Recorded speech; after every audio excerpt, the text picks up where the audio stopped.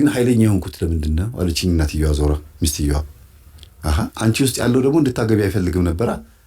አንቺ ውስጥ ያለው አንቺን ባል አድርጎ ይኖር ነበር። እርግጠኛ ነኝ ተኝተሽ በህልምሽ ይገናኝሻል። ሰው ጊዜ እንዲመጣ ሁሉ ናፍቃለሁ። ተኝቼ እኮ መጥቶ የሚገናኘኝ መንፈስ እስከ 10 ዓመት እስከ 5 ዓመት ማለት እስከ 10 ዓመት ድረስ ነው አይደል? ለ10 ዓመት ያክል ወንድ አጠገቤ እንዳይጠጋ አድርጌ አብረን ተኝተናል ከመንፈስ ጋር። ልጅ ስዞር የለም ከኋላ ግን ያቀፈኝ ነገር አለ ትላለች። ተኝቼ እግሬዛ ሁለት እግሬዛና እዛ ሆነ ተዘርሬ ተኝቼ ለማን ነቃለሁ አለች። ልክ አይኔ ግልጥ ሲል ያ የሚገናኘኝ ነገር የለም እና እንዲመጣ ሁሉ ናፍቅ ነበረ። ሰንደል ለኩስ ነበረ። በዚህ ምክንያት ነው ጠንቋይ ቤት መሄድ የለመድኩት አለች። እና ታዲያ ማን ነበር የሚገናኝሽ ስላት ጊዜ አይ እሱማ በኋላ ላይ አሁን ቅርብ ጊዜ በሚሄድበት ጠንቋይ መልኩ እየተገለጠ መጣ እንጂ በፊት ሌላ ሰው ነበረ መልኩ። ከዛ በኋላ ግን አሁን ቅርብ ጊዜ የማውቀው ጠንቋይ እሱን በዝሙት አይተውሻል? ሁልጊዜ እዛ ሲሄድ ቸብ እያደረገኝ ዘማዊ ነው እሱ እንኳን ዘማዊ ነው እኮ ችግር ፈጥሯል። ተገናኝቶሻል? ኖ ለዚህ ነው እንዲያውም አልፈልግሽም ዘርቤ ከዚህ ብሎ ያባረረኝ። አንድም ቀን ፈቅጄለት ስለማላውቅ አንቺ እኔ ጋር የምትመጪው ጥቅምሽን ፈልገሽው እንጂ ለእኛ ምንም ነገር አታግዥንም ምናምን እያለ ይጮህብኛል እና እኔ ደግሞ አልፈልግም አለች።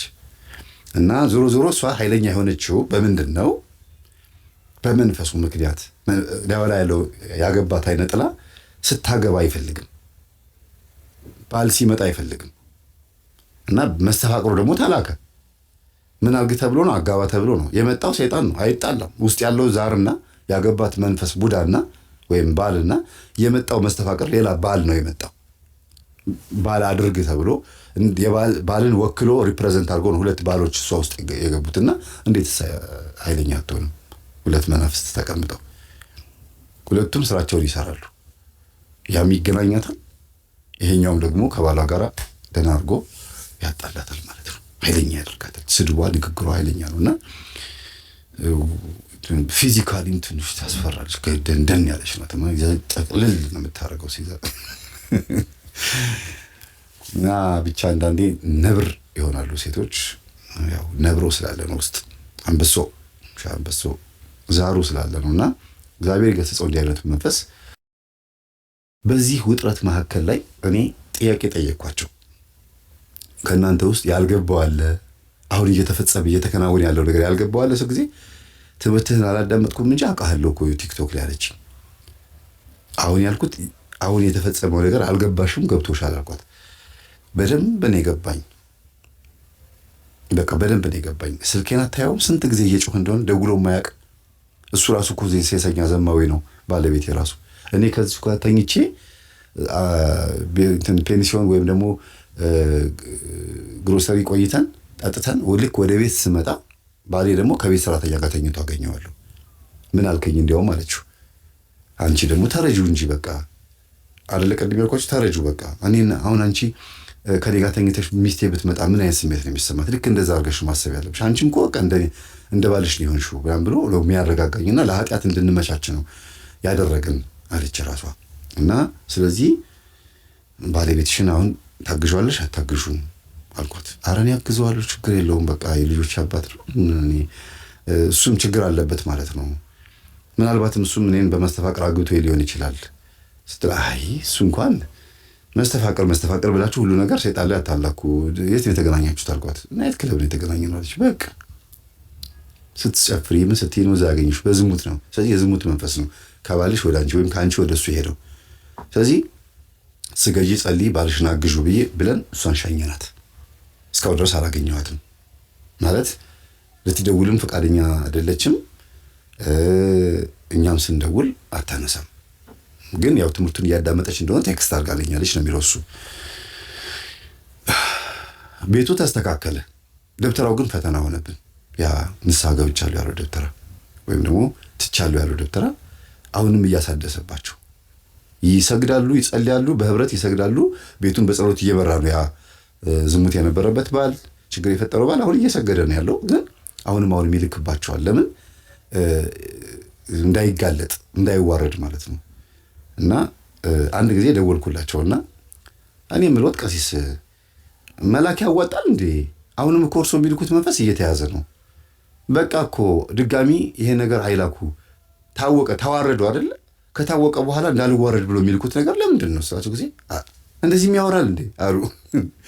ምን ነካሁት እንዴ? እኔ እኮ ክህነቶትን አክብሬ እኮ ነው። ክህነት እኮ ትልቁ የቤተ ክርስቲያናችን ስልጣን ስለሆነ ብዬ ነው እንጂ ያዋርዶት ነበር አልኳቸው። አይ ልጄ ይኸውልህ እንደሱ አይደለም። እኔ እኮ ውስጤ ባዘነ ቁጥር፣ ውስጤ በተበሳጨ ቁጥር ምናልባት እየሄደባቸው እንዳይሆን አላሉ። ይህን ስናገር አልሰማችሁም? ከዚህ በፊት ብዙ ጊዜ ደብተራዎች ወይም ጠንቋዮች ወይም መናፍስትን የሚጎትቱ ሰዎች ባይልኩም ሰይጣን በክፋት ባሰቧችሁ ቁጥር ግን መንፈስ ከነሱ ወደ እናንተ ይመጣል። ስለዚህ ከማን የመጣው ሲባል ከነሱ የመጣው ይላል። ሂድ ተብሎ ነው ግን የተላከው አይደለም። ስለተናደደ ሰውየውን ንዴት ለማስፈጸም፣ ስራውን ለማስፈጸም፣ ጉዳይ ለማስፈጸም ይመጣል ማለት ነው። እንዴት እንዴት ይጓለጣሉ? ይሄ ሰው እያዋርደኝ ይሆን? እንደው እንዴት ያደርገኝ ይሆን? እንደው አፉን ይዝጋው እንደው ሲል ጊዜ አፍ ሊዘጋ ይመጣል ማለት ነው። እጁን ይስበረው ሲል እጁ ሊሰብር ይመጣል። ስለዚህ እንደ መተት ነው የሚቆጠረው፣ እርግማኑ ራሱ ቧርቱ ራሱ ማለት ነው። ያ ነው እየመጣ ያለው። ከማን የመጣው ሲባል ከሰውየው።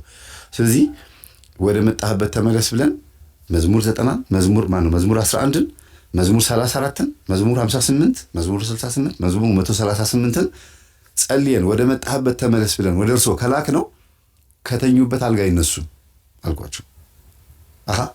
እኔ እኮ አላኩም አሉ። እኮ እየላኩ ከሆነ እኛ መንፈሱን ጠይቀን ነው የምናውቀው። ሰው ይዋሻል፣ መንፈስ ግን በእግዚአብሔር እጅ ከተያዘ አይዋሽም አልኳቸው። እሱ እውነት ብለሃል አሉኝ። ስለዚህ እኛ እርሶን አይደለም ግን ይሄን ላስጠንቅቆት ብዬ ነው አልኳቸው። በእርግጥም ራሳቸው ነበር የሚልኩት። ማለት ሂድ ብለውት ሳይሆን አሁንም ክፉ ናቸው። አሁንም ክፋት ያስባሉ። ቴክስት ብልክላቸውም ቴክስቱን ያጠፉታል። እና የት ደብር እንደሚያገለግሉ ሄጄ ለመናገር ስሞክር ለካ አያገለግሉም።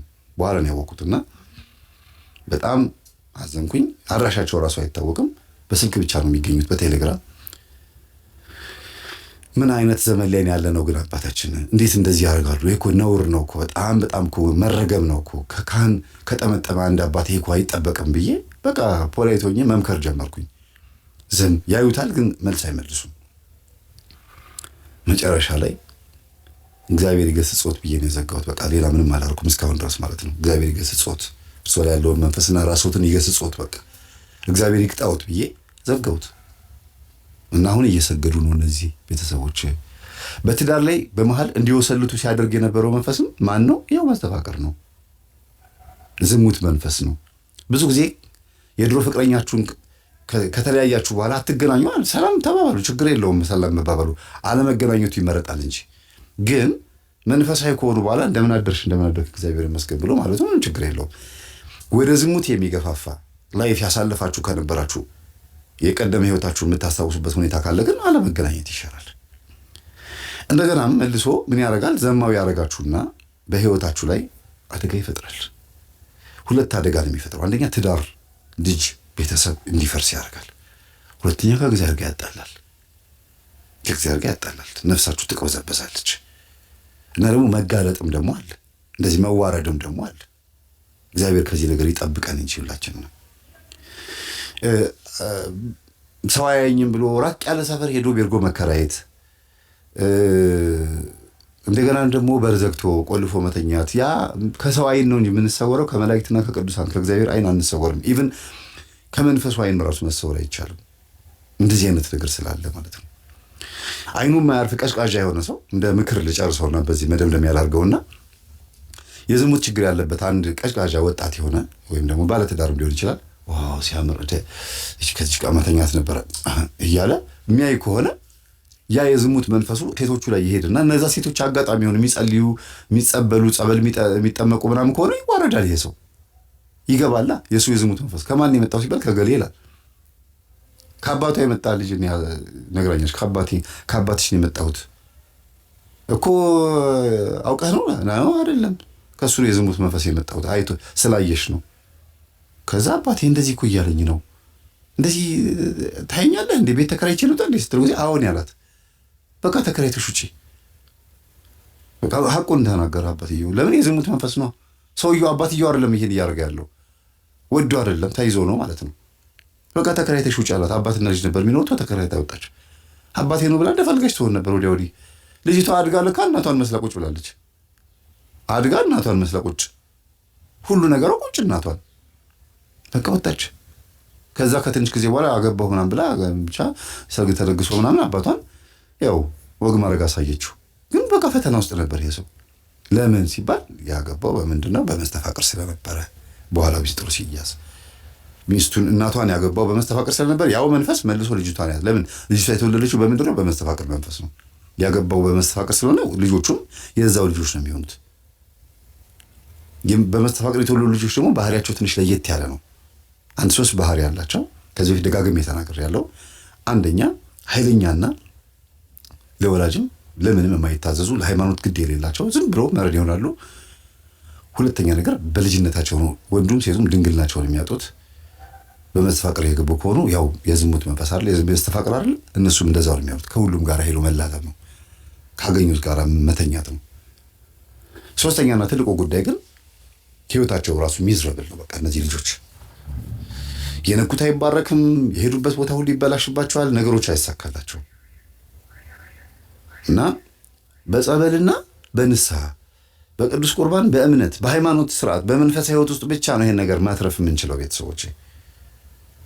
እና ልጆቻቸውን እያስቆረቡ አሁን ስርዓት ውስጥ ነው ያሉት ማለት ነው። እና እግዚአብሔር እዚህ ቤተሰብ ውስጥ እጄን እንድነክርና የዶክተሯን ብቃት እንዳይ ብቃት ስላችሁ እንደ ትልቅ ቅድስና ብቃት ሳይሆን ያለችበትን የህይወት ደረጃ እንዳይ ስለፈቀደልኝ አመሰግነዋለሁ። ለትዳር ዝግጁ ናት። እግዚአብሔር ከፈቀደ እንግዲህ አንድ ሰው በህይወቷ ላይ ከመጣ አጋባታለሁ። እሷም ደግሞ ይዛ የምታመጣው ሰው ካለ ደግሞ የትዳር የጋብቻ ትምህርት አስተምራቸዋለሁ። ዝግጁ ነኝ ብላኛለች። አንድ ልጅ እያናገርኩኝ ነው። እግዚአብሔር እሱ እንደሆነ ከነገረኝና በሱባኤ ጠይቄ ከነገረኝ እንትን ካለ እሱ ነው ባይለኝም እንኳን የትዳር ፍላጎት ስላለኝ ብቻ እንዲባርክልኝ መጸለይ አይቀርም ነው ያለችኝ።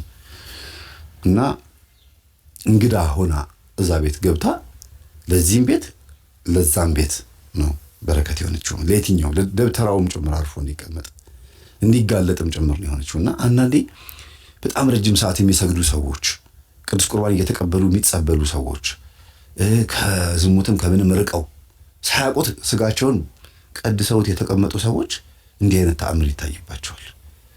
ሳያውቁት አረብ ሀገር ያሉ እህቶቻችን በብዛት እኮ ተአምር የሚያዩት እኮ ከዝሙት ስለሚርቁ ከግለ ወሲብ ርቀው በጾም በጸሎት በስግደት ተወስነው እንደገና ደግሞ በቃ ትኩረታቸውን ጸሎት ላይ አድርገው ጊዜያቸውን ሙሉ ለእግዚአብሔር ስለሚሰጡ አንዳንድ በጣም ለየት ያሉ ተአምራቶችን እናይባቸዋለን። እናስታውሳለን።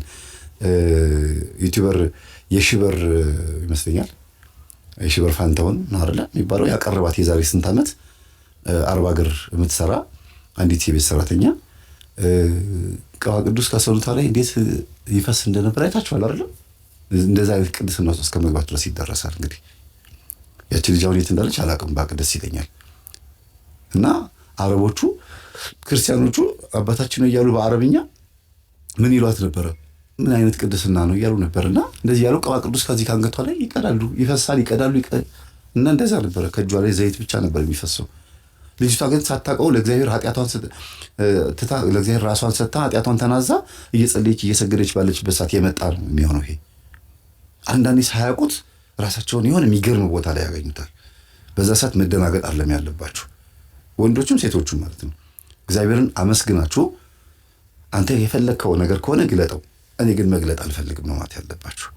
በጊዜው አንተ ራስህ ግለጥ። ሰው የሚጠቀምበት ነገር ከሆነ በእኔ ህይወት ውስጥ ካፌ የሚወጣው ቃል ህይወቴ፣ አለባበሴ፣ ሁሉ ነገር የሚለውጥ ከሆነ አድርገው። እኔ በሃይማኖቴ አላፍርበትም ግን አይገባኝም እያልን በትህትና ስንሄድ ነው እግዚአብሔር በእኛ ላይ በደንብ የሚገልጠው። እና ሳንማር ምንም አይነት መሀይም በአስኳላ ትምህርት መሀይም ሆነው በመንፈሳዊ ህይወት ዶክተር የሚሆኑ በጣም የሚገርም አስተምህሮት ህይወት ያላቸው ሰዎች አሉ።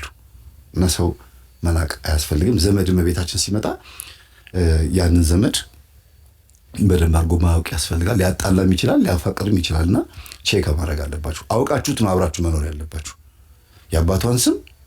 የአባቱን ስም ከነአያቱ ማወቅ፣ ከዛ ደግሞ ክርስትና ስሙን ማወቅ የግድ ነው። ምን ያህል ጊዜ አብራችሁ እንደሚቀመጥ ማየት፣ እንቅስቃሴዎቹን ማየት፣ ባህሪውን ማጥናት፣ ያን ማየት ግዴታ ነው። ዝም ብሎ መተው ብቻ እንዴ ደህና አደርክ እግዚአብሔር ይመስገን ብሎ ብቻ እንትን ማለት አይደለም። ቼክ ማድረግ ያስፈልጋል። ከሱ በረከት ልትቋደሱ ትችላላችሁ፣ ወይም ደግሞ ይዞት ከመጣው መርገም ልትቋደሱ ትችላላችሁ። እና እግዚአብሔር እኛን የሚያስተምርበት መንገድ በጣም የተለየና ረቀቅ ያለ ስለሆነ ስሙ የተመሰገነ ይሁን። ስለነበረ ሰዓት ሁሉ የአምላካችን ስም የተመሰገነ ይሁን። ሰላም